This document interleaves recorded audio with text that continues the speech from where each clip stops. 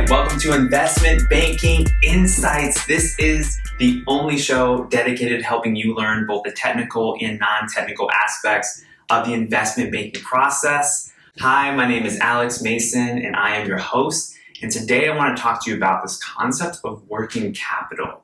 We're talking about some accounting principles, trying to understand the basic definitions of things and how they fit within the context of the broader world of finance so that you and I as investment bankers can understand how to apply them. So let's go ahead and talk about what working capital is and why it matters. So we're going to go ahead now to the whiteboard, and essentially working capital, the basic definition is this, and I'm going to go ahead and call this operating working capital.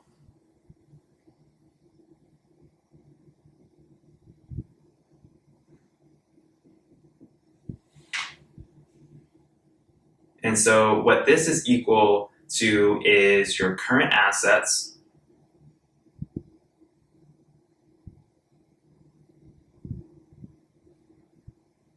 minus cash. And we can kind of think of this as one part of the equation. And then we're going to subtract current liabilities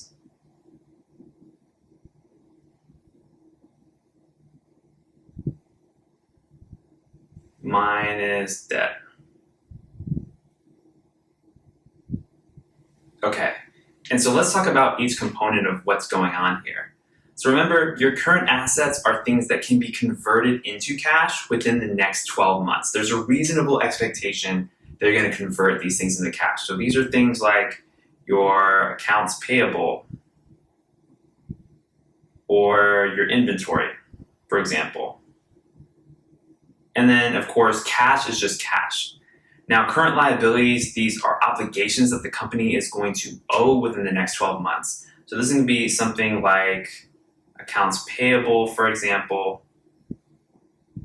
And then the thing is, with debt, we're thinking about like short-term debt that the company may owe in the near term. Like that's going to be a current liability too.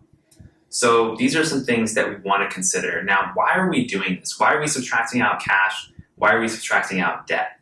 Well, what we want to do with this number of operating working capital is we want to understand how well the business is able to manage its current net worth, I guess you could say, or its current equity in the short term in order to run its operations.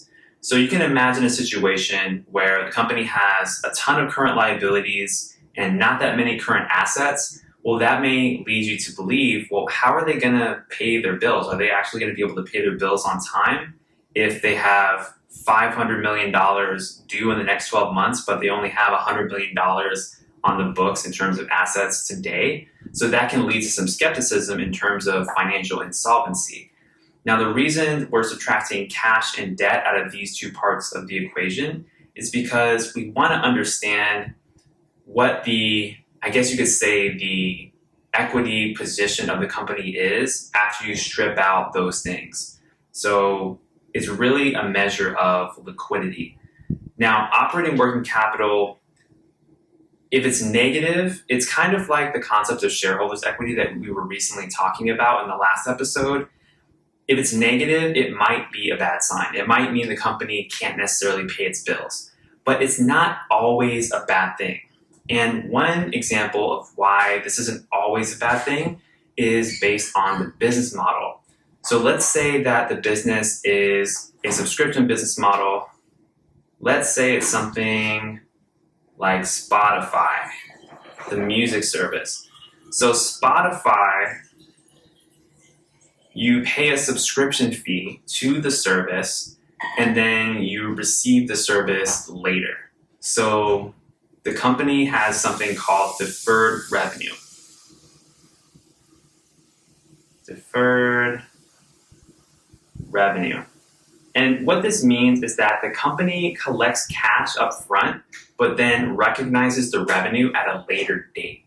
And that's because, according to accounting rules, you only recognize revenue once a good or service is actually rendered or when it's actually earned by the company. So that could lead to a situation where there's a lot of current liabilities, but maybe not necessarily a lot of current assets because the company hasn't necessarily recognized revenue yet. And so even though it's collected the cash, if you subtract that out of current assets, you might be in a situation where operating working capital could be very low or even potentially negative. So that's one example of how operating working capital might not necessarily be a bad thing if it's low or negative, but in a conventional business situation or in a conventional sense, it can be a warning sign that a company is headed for insolvency or has some kind of liquidity issues.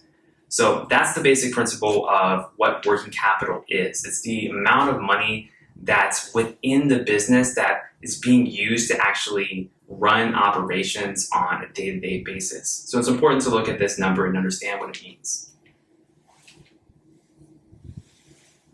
Okay, so that's what we got here today on Investment Banking Insights. My name is Alex Mason, your host, ready to just drop some knowledge here. Hope you're enjoying it, hope you're loving it, and I'll see you on the next one. Have a great day.